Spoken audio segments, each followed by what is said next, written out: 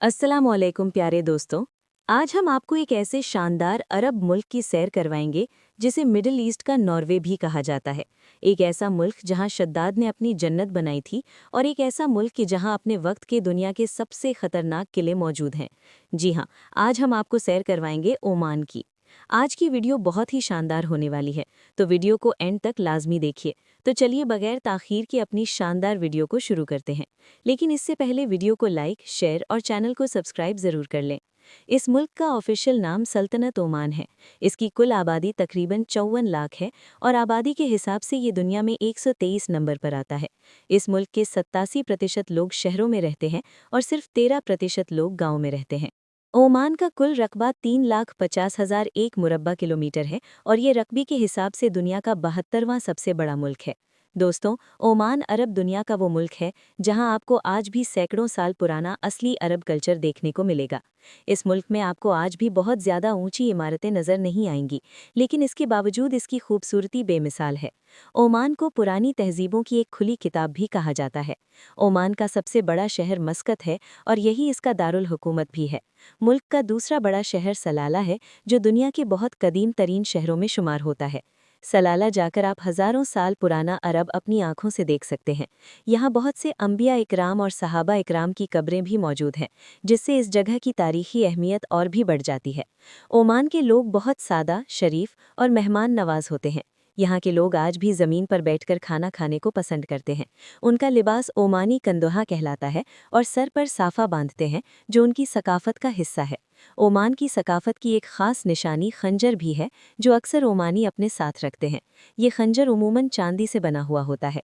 अगर ओमान के बॉर्डर की बात करें दोस्तों, तो ओमान के एक तरफ अरब समंदर है, जबकि बाकी अतराफ में दुबई, सऊदी अरब और यमन वाक़ हैं। यहाँ की कौमी ज़बान अरबी है, लेकिन अरबी के बाद लोग बलोची, उर्दू और हिंदी भी बहुत बोलते हैं, क्योंकि यहाँ बड़ी तादाद में पाकिस्तानी, भारतीय और बलोच लोग काम करते हैं। दोस्तों, ओमान दुनिया के उन मुल्कों में से है जहाँ ज़िंदगी बहुत पुरसुकून है। यहाँ के लोग मेहमानों को बहुत इज्जत और मोहब्बत देते हैं। ज़्यादातर ओमानी मेहमानों को खजूरें और कहवा पेश करते हैं। और हाँ, यहाँ के लोग मंदी और बिरयानी भी बहुत शौक से खाते हैं।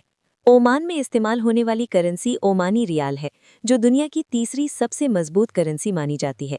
एक ओमानी रियाल पाकिस्तानी 730 रुपये और इंडियन 233 रुपये के बराबर है। दोस्तों, ओमान दुनिया के उन मुल्कों में से है जहां जराइम न होने के बराबर है। इसकी सबसे बड़ी वजह यह है कि ओमान की हुकूमत के कानून बहुत सख्त हैं और यहाँ की पुलिस अपनी ईमानदारी और मेहनत की वजह से पूरे मुल्क में अमन कायम रखने में कामयाब समझी जाती है।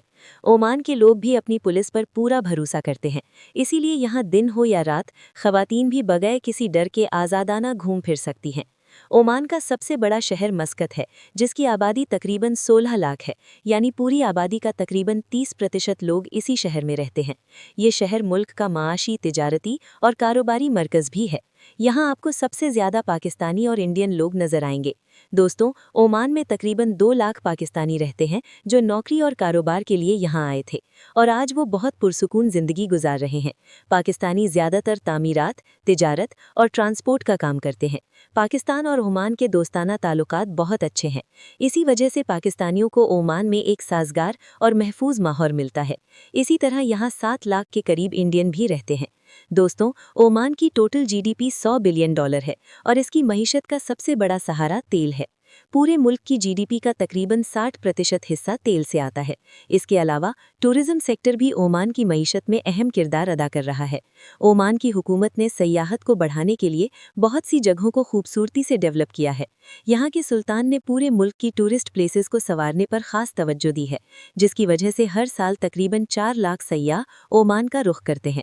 ओमान के लोगों की सालाना औसत आमदनी $22,000 है, जो यहाँ की अच्छी माशी हालत को जाहिर करती है। ये पूरा मुल्क इस्लामी विरसे और तारीखी खूबसूरती का एक शानदार नमूना है। मस्कत जैसे जदीद शहर में भी आपको बहुत ऊंची इमारतें नहीं मिलेंगी, क्योंकि ओमान ने अपनी रिवायती अरब शनाख्त को आज तक बरकरार रखा हुआ है। दोस्तों, क्या आप जानते हैं कि पाकिस्तान ने 1958 में गवादर पोर्ट भी ओमान से खरीदी थी?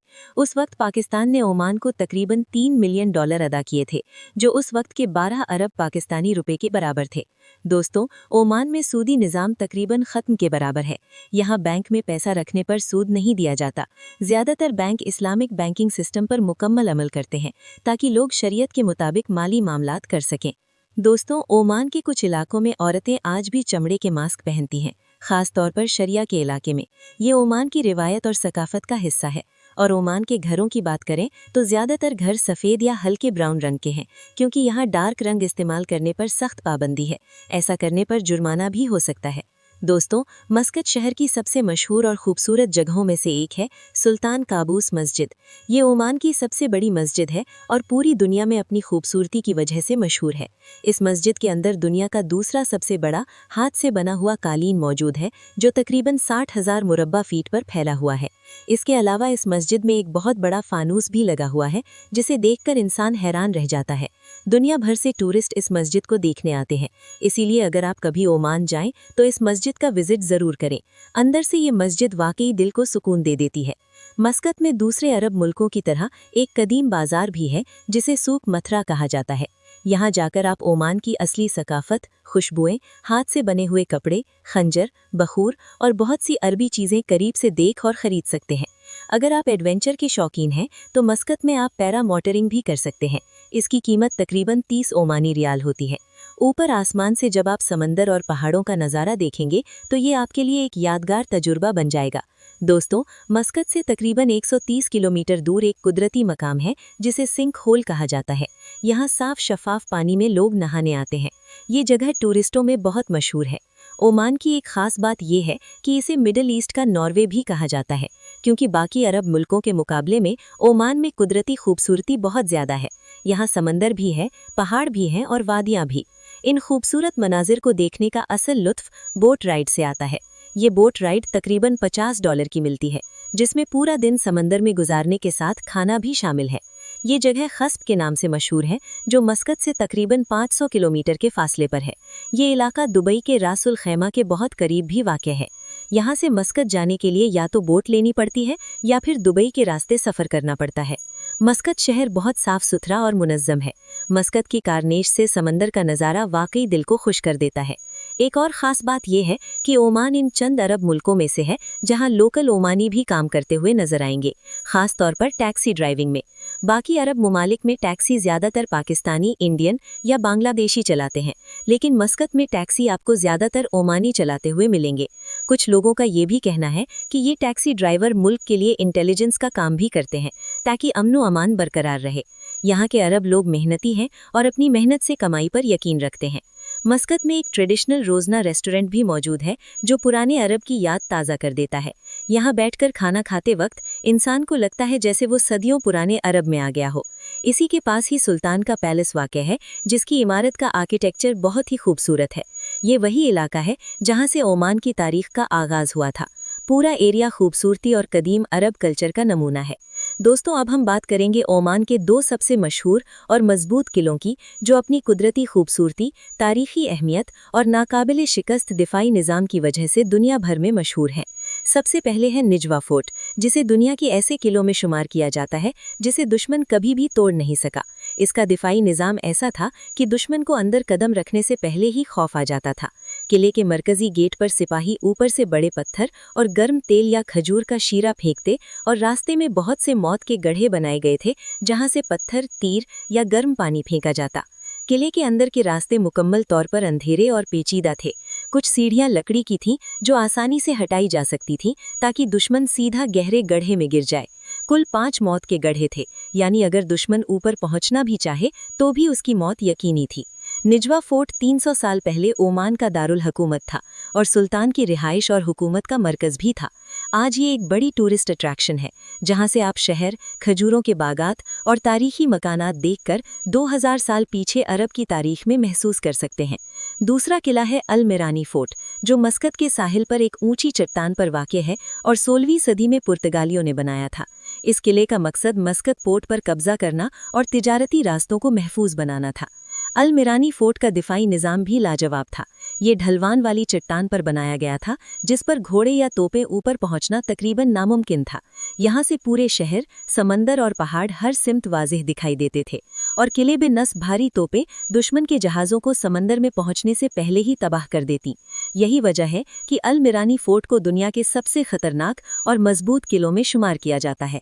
दोस्तों, अब हम मस्कत से निकलते हैं और चलते हैं वादिये मुबहिम की तरफ, जो मस्कत से तकरीबन 180 किलोमीटर दूर वाक़ है। यहाँ जाकर आपको खूबसूरत आबशार, साफ पानी और कुदरत के हसीन मनाजिर देखने को मिलेंगे। हर तरफ सब्ज वादियाँ, पहाड़ और छोटे झरने ऐसे मंजर पेश करते हैं कि दिल खुश हो जाता है। यहाँ की वाटरफॉल्स वाकई देखने लायक हैं और आपने अरब ममालिक में कभी भी ऐसी साफ और क्रिस्टल क्लियर वाटरफॉल्स नहीं देखी होंगी। दोस्तों, आपने शायद शद्दाद की जन्नत के बारे में सुना होगा। शद्दाद कौम आद का बादशाह था जो तकरीबन 8000 साल पहले ओमान की सरजमीन पर हुकूमत करता था। शद्दाद और उसकी कौम आद शिर्क और गुरूर में डूबे हुए लोग थे। शद्दाद के पास ताकत, दौलत और सोना सब कुछ था और उसे सबसे ज्यादा गुरूर इसी बात पर था। उसने जमीन पर अपनी जन्नत बनाने का फैसला किया और ये काम सुलाला के करीब शुरू हुआ। शद्दाद ने हुक्म दिया कि इस जन्नत में दूध और शहद की नहरें बहाई जाएं और सोने की ईंटें लगाई जाएं। इस जन्नत को बनाने में कई साल लग गए।